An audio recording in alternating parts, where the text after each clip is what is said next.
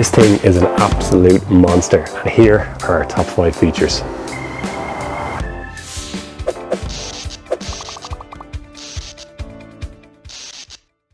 Hello and welcome back to the channel. We have an exciting one for you today because we have the Riese and Muller Charger 4, relatively new out. This is one of the most premium e-bikes on the market. We're very excited about it.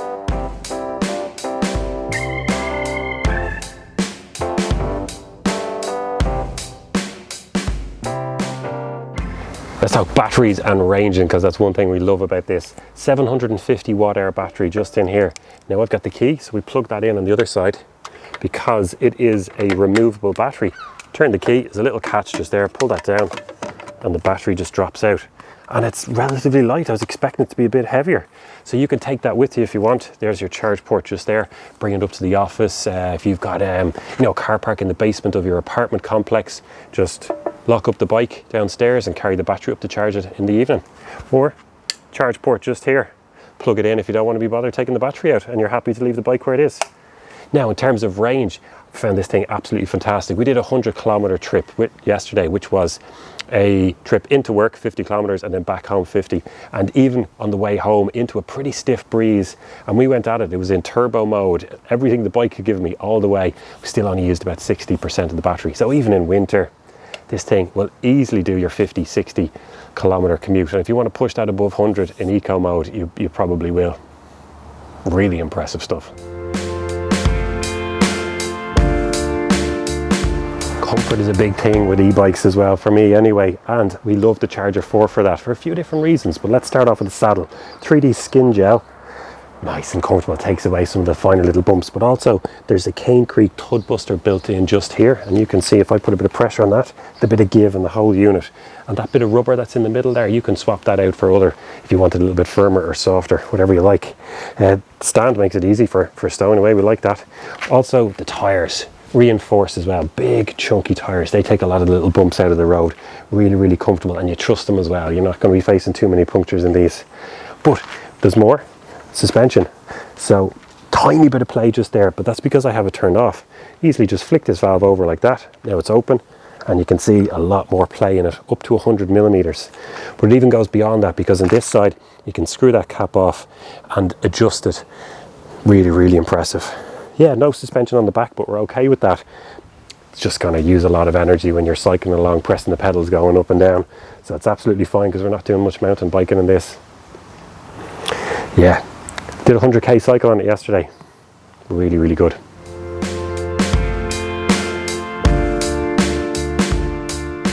Looks wise, I really like the Charger 4 as well. I think it looks really sleek. I love this matte black finish that's on the frame. I think it looks class as well, the suspension. But there's a lot going on here also. I mean, we've got panniers on the backs with the straps, the kickstand, lock, the battery's built in here, suspension. But it all blends in really well for me. There's nothing that stands out. You go, what's that at the back? Yeah, I just think it looks the business, doesn't it?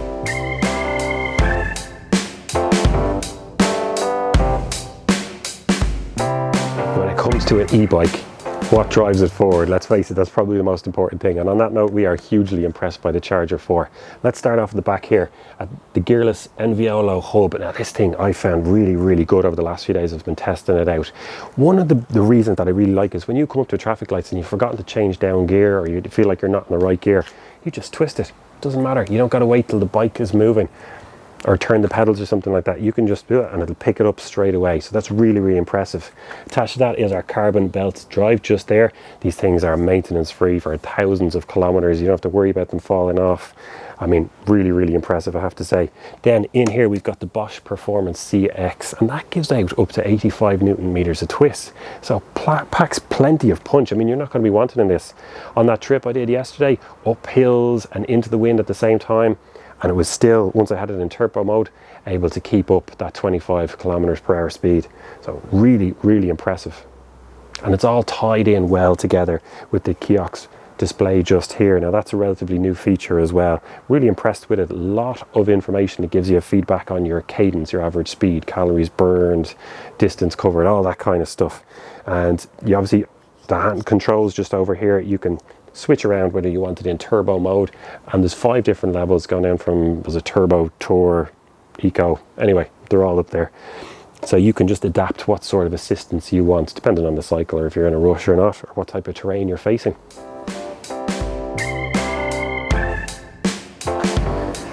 I love how the bike can adapt to your own lifestyle and what you want to get out of the bike. So for me, just in terms of cycling around on a day-to-day basis, we've got the different settings, so from turbo mode down to eco, and it'll give you a lot of assistance, and you can change that around depending on how far you're going to be cycling. But it also fits into the lifestyle, because the fact that I can just take out the battery, bring it upstairs and charge it up in an office or at home or something like that, and leave the whole quite heavy bike down in the garage is just brilliant. But then beyond that, depending on what your needs are, if you wanted to get some baby seats on or things like that, you've got the panniers on the back, you know, the straps here, but lots of other hooks just here, so we can have attachments for the front, panniers over the side. There's a huge amount that you can do with the bike to make it fit to your lifestyle. If you want to attach a trailer as well, absolutely fine, and it'll handle that extra weight no problem, because we've got 85 Newton meters of torque in that motor. Well, look, that's enough of me nattering on about the Charger 4 e-bike. I've absolutely loved it. What you need to do is head down to your nearest dealer and take one out for a test spin, because the proof is in the pudding. Try it out. I got to go now and drop this one back to our friends over at Green Air, who were kind enough to give us a loan of the bike for a few days, so that they can let people like you go and test it out and see if you like it. So yeah, I've been hugely impressed. Time to go and drop it back now. If you haven't already, please do subscribe. It really helps us build the message of what we're trying to do here as we shift the channel towards used EVs, the circular economy, e-bikes, public transport, electric ones of course, and various other ways of travelling that don't include 2.5 ton SUVs, be they electric or not. So thank you very much for watching. We'll see you on the next one.